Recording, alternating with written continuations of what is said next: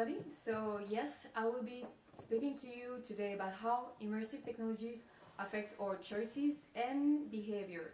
So I think we can agree on the fact that virtual reality and augmented reality are now our guests. It's a new paradigm we are into. We have invited these technologies into our lives, from our homes to our streets, from our schools. This is Ireland, who became the first country to invite virtual reality at school, with 30 schools equipped now, and our prisons. Maybe you've seen this documentary of Vice News on how virtual reality is used in our prisons to invite the outside world within the prisons.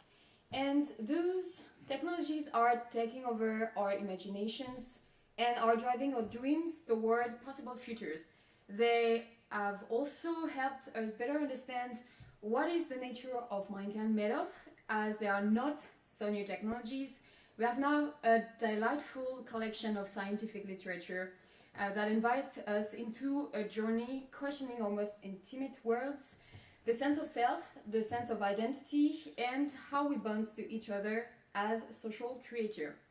So we call them immersive technologies because they blur the line between the physical world and the digital one, and they are creating this sense of immersion.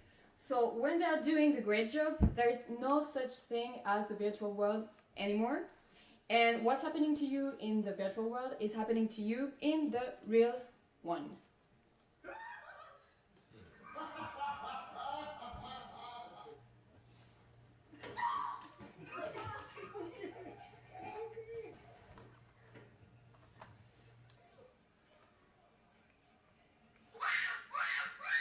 He's behind you.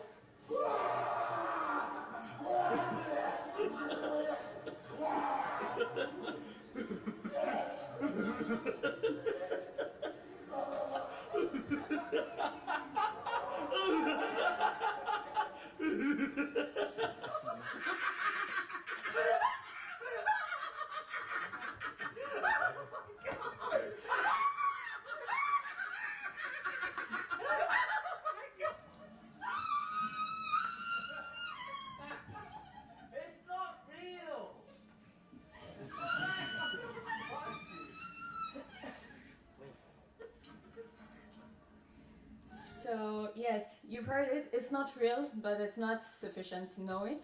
So your body will not make the difference, your brains will not make the difference between a real cliff and a virtual one. So you can see in this experience, so people came into a room, they've seen other people dressed in white, they've seen that we will put a headset on their head, but still they are freezing because being too scared on being in this experiment, right? So on the same, we don't make the difference between a virtual zombie attack and a real one. If you have any suggestion about how I could depict a real zombie attack, I'll take it later. So it is popular to say, I'll believe it when I'll see it. And yes, we tend to be highly visual creatures. So for example, we can see something moving around in our visual direction by, if it's only moving by 0.0167 degree, we will know that it has moved. And for our ears, it's a little bit different. We will hear if, for example, a zombie is moving around by only 1 degree in our environment. So yet we see the world with our entire body, not only with our eyes, and as disrupting one sense could lead to impact all the other, our lecture of reality can be very easily manipulated. So for example, we can induce hallucinations. For example, audiographic illusion, have you heard of? No, okay. So I'll present to you. It's by spinning, getting someone spinning on himself increasingly rapidly. You will make this person believe that audio source is rotating in exactly the opposite sense of your sense of rotation, for example. And this is an illusion that is induced between your proprioceptive sense and your vestibular system. You can also make hallucinate your body with triggering the vestibular system only. So plane pilots know it well. So when you have an acceleration of the plane, your vestibular system will actively record a change while it's only the acceleration, and will make you believe that your head is actually in a different position. So what you see here is the vestibular nerve, and so when you have the acceleration, you will believe that you are in a different position in the space, but you are not. Also, there's this illusion which is called the Pinocchio illusion and the phantom nose illusion. If you've seen it before, maybe you can try it for yourself. So we can trick your brain thinking you have a very long nose. This is what is called the Pinocchio illusion, by either stimulating a nerve in your biceps, or asking you to type on the nose of someone in front of you and asking another person to make you feel the touch on your own nose. So after a few minutes, you will hallucinate that you have a longer nose that you really have. There's another illusion, maybe the star of the illusions. Well known in VR is the rubber hand illusion. How many people have heard of it? Cool. So this is a visual tactile illusion. Simply put, so we can make you feel that a fake hand is actually your real hand by hiding your real hand and by inducing this tactile synchronicity in between the two. So we are caressing your hand while caressing your fake hand, and what's happening is that after a few minutes you will identify the fake hand as being your real hand. And this is what happens when you identify to the fake hand. So here you see there's this tactile synchronicity, and so the person is looking at the fake hand, which is slightly different, yes. And so you see what's happening when we are threatening the fake hand. Actually, you take it for granted that it's your real hand that has been threatened. So using the same method, it is possible actually to induce a full body illusion. And I've had the chance to try for myself this kind of illusion with Machine to be Another Lab. Machine to be Another Lab, they started the experience in Barcelona, and now they're all over the place, and their project is open source. So you could build one yourself. So what's happening is that you're using two Oculus headsets, and on those you put cameras, and what's being filmed in my camera will be introduced into your headset, and versus versa. So for example, when I will be looking down on my torso, I will see your torso if you're doing this with me, and the opposite is true. So we're being asked to be as synchronous as possible with our body movements, and when we have this synchronicity, someone pop up in the room and start to touch your hand with synchronicity as well. And once you think that the immersion illusion couldn't go further, they're actually giving you an object. And once I have my object in my hand, this is actually for me the moment where my perception shifted, but like very violently, because all of a sudden the probability that I could be a young Brazilian tan man, that was actually quite far on my list of priority, to be honest with you, became my own reality. So I was shocked because I felt the exact moment my nerves decided that this was no longer cognitive dissonance. So I couldn't do a thing about it. I had to believe it because all my senses was giving to me this information that this was the reality. So you know, rationally speaking, that this cannot happen to you, but you are some person 100% tricked. And it seems that our senses actually has very few limits toward which body we can inhabit. Like our sense of self is really malleable. So Jaron Lanier was experimenting with this notion in virtual reality in the 80s and the 90s. He was calling this ability to transfer ourselves into other bodies and virtual bodies the homunculus flexibility, because homunculus, this is the part of your brain that where all your senses are connected. So you can put your senses into another body if you have this synchronous synchronicity case. So he was testing non-human avatars such as lobsters, and wanted to see if we could identify ourselves to them, even if naturally we don't have as much limbs as they do and everything else. So he proved that we could be able to live control, if we were able to live control those lobsters' avatar, using some other part of our bodies to, for each limb, for example, rotating our arms to control one of the limbs of the lobster, we would be able to identify ourselves to the virtual lobster and thereby have a sense of agency and really identify ourselves. So the sense is a process, and our body can transfer into lobsters. Our brains are totally prepared for this, and is it good news? You could ask the question. We can identify ourselves very easily to avatar, and so we do with their actions actually. So we are a highly permeable creature, and this study proves it.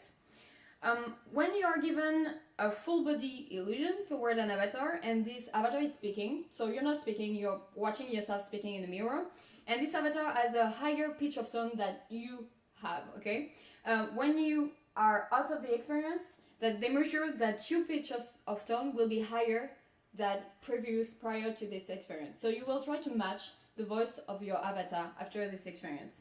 So as I said, we are very permeable creature. Also, what happens when you are giving an older version of yourself? And the answer is that you can be prone to save more money for your future retirement.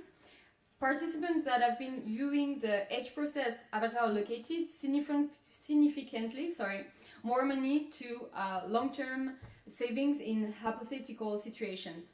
So what that means is that we can create more empathy maybe towards our future selves, and so try to think how they could think. And also, what happens in the opposite if we put yourselves in the younger avatar?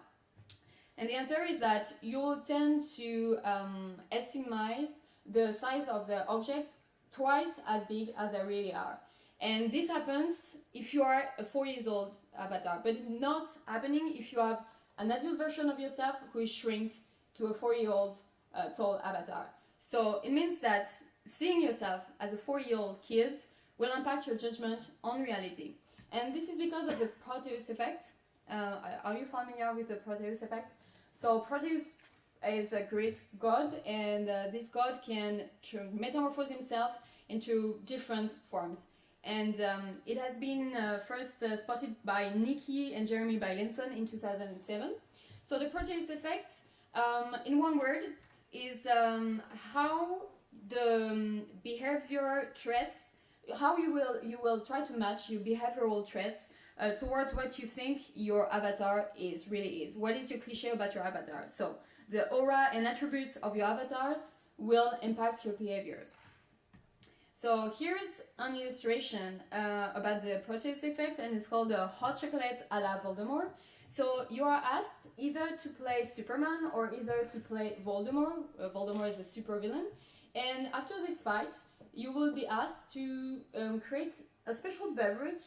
And in this beverage, you will have half chocolate and half chili powder. But you choose. You choose how many chocolate you will put in and how many chili powder you will put in.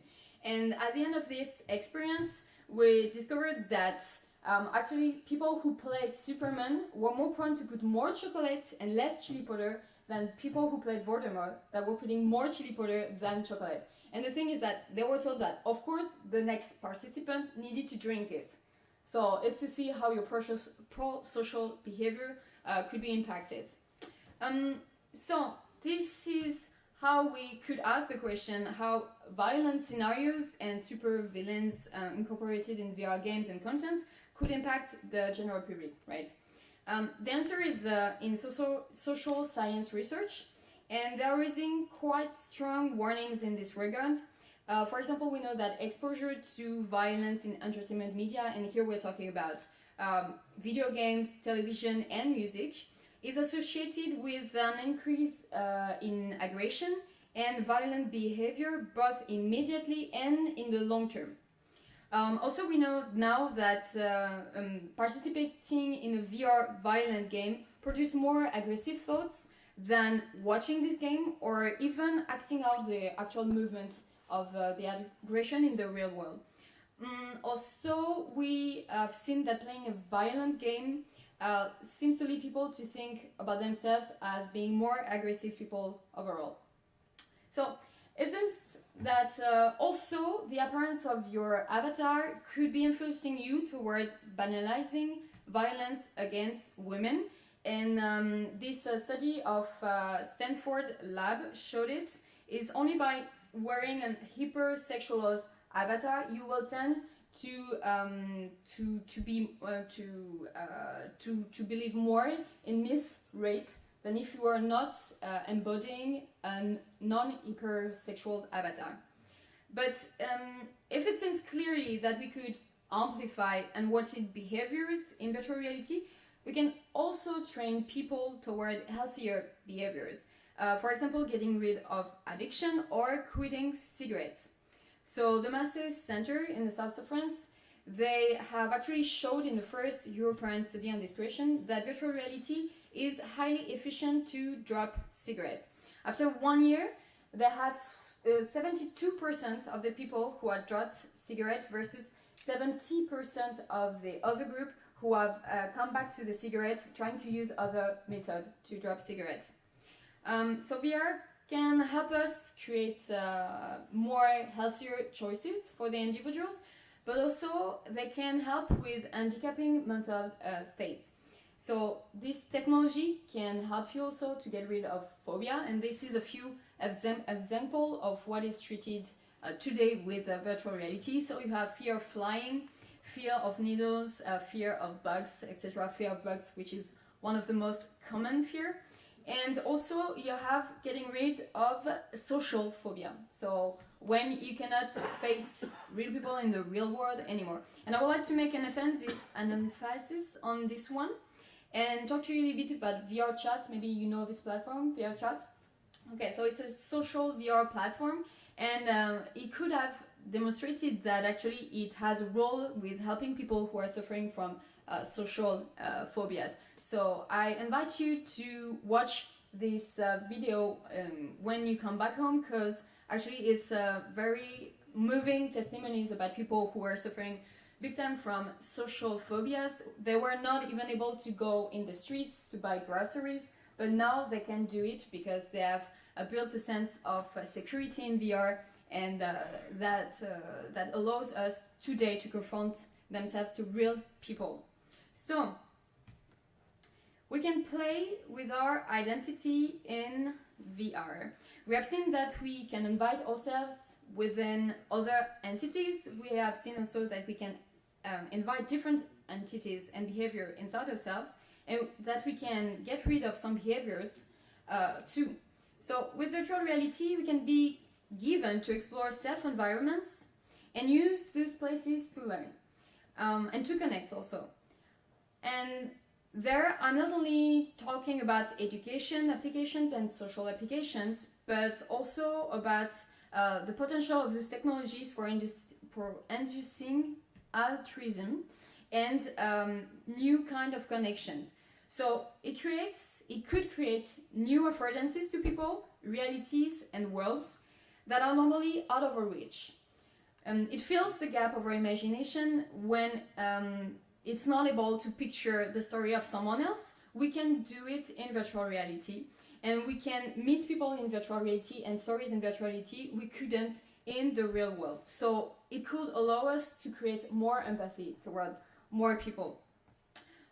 When we are, for example, facing homeless people or a refugee, it's really hard for us to create a sense of empathy with them because we don't have access to their story. We don't know where they're from. We don't know how to connect with them. But if we are able to look at their story through their eyes, being their person in their world, then it will get us to get closer and to fill this gap. So I would like to talk to you about two experiences that enable you to being in their shoes for a moment and to develop the stories of resilience. And the first one is Becoming Homeless by Stanford Lab.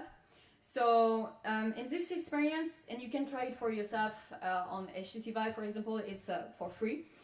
You will undergo 3 scenarios, and the first of the scenarios is that you are in your home and you got a call for your owner, and she tells you, okay, you got to pay the rent, but you know you don't have enough money, so you will start to sell things that are around you, sell items that are in the room with you, and you don't make it, so you end up living in the streets. Now you are in the car, but soon enough you will have to get out of the car too. And you will end up doing the night bus. You are in the night bus and you try to not being robbed by ill-intended people. And this is how you learn, by doing your own journey toward becoming homeless. You hear also about other stories because you meet them in the bus, and you get to hear about real voices, real story about real people who became homeless. And those stories describe how they ended up in the street, just as you did, you just did.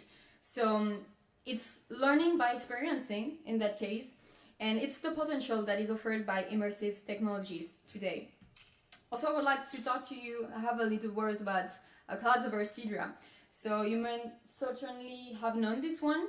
It has been developed and produced by Within for the United Nations, and it has been released in 2015. So you follow Sidra. Sidra is a 12-year-old girl in a refugee camp she lives in with her family, and she talks to you about her life there. She talks to you about what's happening there, what her new life with her family, and also you see all the children in this camp, and when they are looking at you, actually they're looking into the camera, they're looking directly into your eyes, and this is how they become real. This is how they become real, because they are not anymore anonymous stories. And I've actually seen a lot of people cry after seeing this experience for the first time, because all of a sudden they had become first-hand witnesses of the situation. It was new for them. So this film has been screened at the high-level donor meeting prior to the 3rd International Humanitarian Appeal for Syria in Kuwait. It won in 2015. And this summit raised $3.8 billion,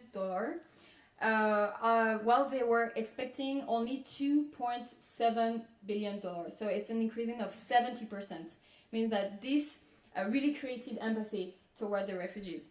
So now, when someone asks me if virtual reality will destroy the social frame by having people preoccupied by their virtual Edens all day long, and this question comes very often after the presentation, I respond that, at contrary, I believe that we will be able to create more trust, and any light that can be cast on the unknown, any invitation to visit another world, another culture, another reality, will enrich us.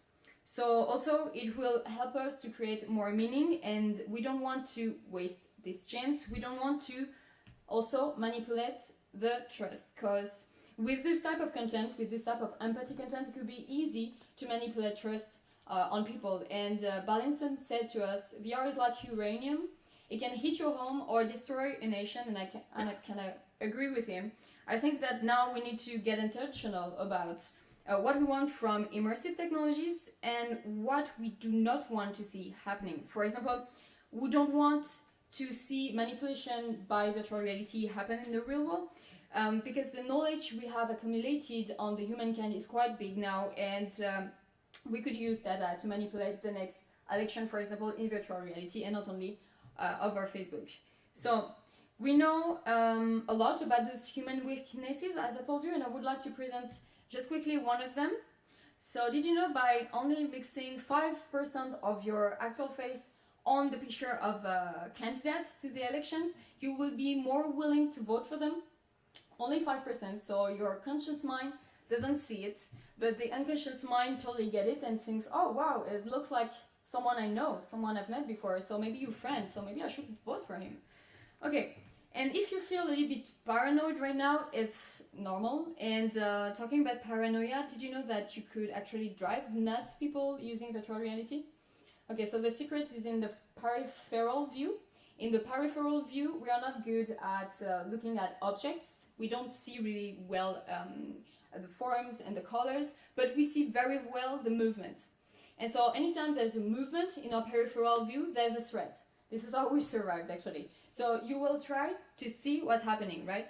But now let's imagine that you never can check what's happening in your peripheral view. So, okay, we induce a movement, which is a parasite, but you are never able to double check it. So you will be in a constant place of threat, but never able to double check what's happening. So we could induce paranoia using virtual technologies, AR and VR. But today we are not at that point, right? Today, I think what we are engaging in the age of choices, as Charles depicted it. And the screens are coming more and more closer to our eyes. So we are creating also more and more hyper-realistic environments. And finally, I think that we are at risk at developing something that could make our daily lives really different and feel a little bit hopelessness in this world. Maybe we should, before jumping to conclusion, maybe we should, before adopting all these technologies, we should ask ourselves some questions and take more time. So, can you read this?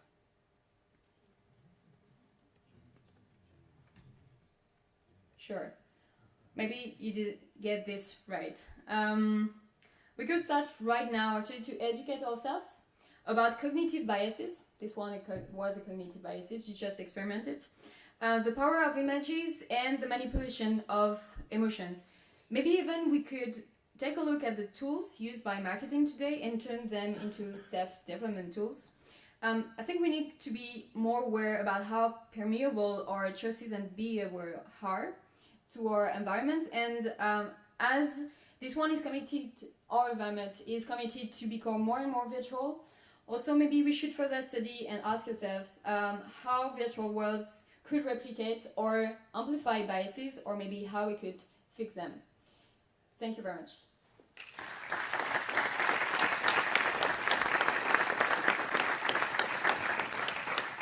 Thank you, Naomi, for that dynamic presentation. We have time, we have 7 to 8 minutes for questions. Then we're starting. Question or an opinion, if you want to express an opinion, to say something, to say hello. Paul. Hi, thanks for the wonderful talk. You mentioned toward the end about peripheral vision and how it's very important to the experience. I think most current VR headsets kind of stop before we would get into the extreme peripheral. Certainly they have 100 degrees field of view.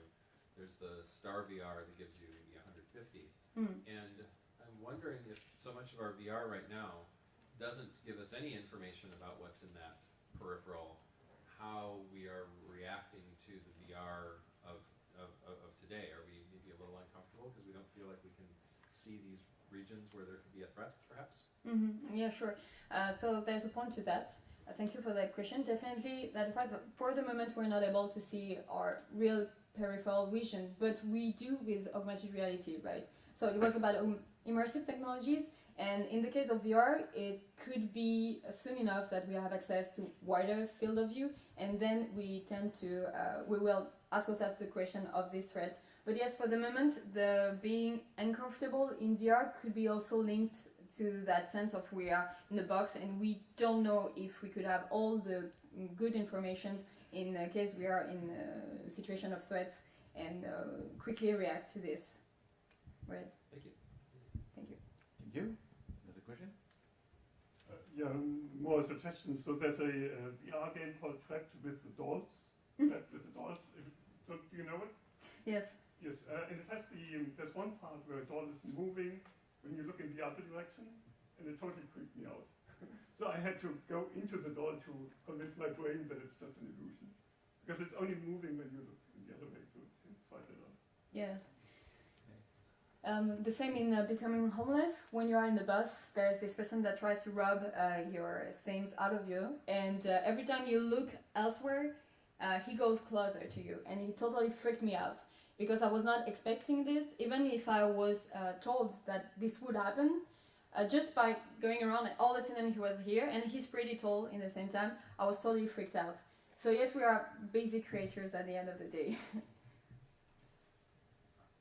Hi, thanks for that wonderful presentation, and I couldn't agree more, but I'm also a bit skeptical about this whole empathy machine myth, honestly, Yes. especially with 360 video.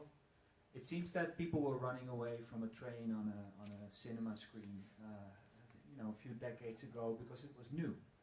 So I'm curious whether this effect that you're describing actually stays because we get used to technology. So I was curious how you think about this. Yes, so there's different studies on this question. One of them is about reducing racist bias, right?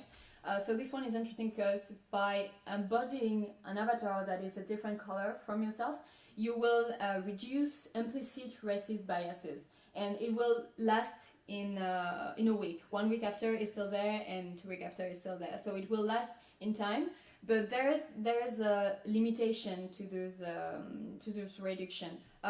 Just one quick thing: it's used by the Royal Navy, Australian Navy. It's an application that is called Equal Reality, and in Equal Reality you can train yourself toward your empathy towards minorities. Could they be women, or could they be different cultures, and handicapped people? And so about the handicapped people, so there's another study that's shown that when you are placed in an avatar that is handicapped, you will develop empathy toward those people, but also you will develop another bias. You will tend to think that they are less physically able in the real life than they really are. So yes, there's a limitation. I don't believe that VR is the ultimate empathy machine, to be honest with you.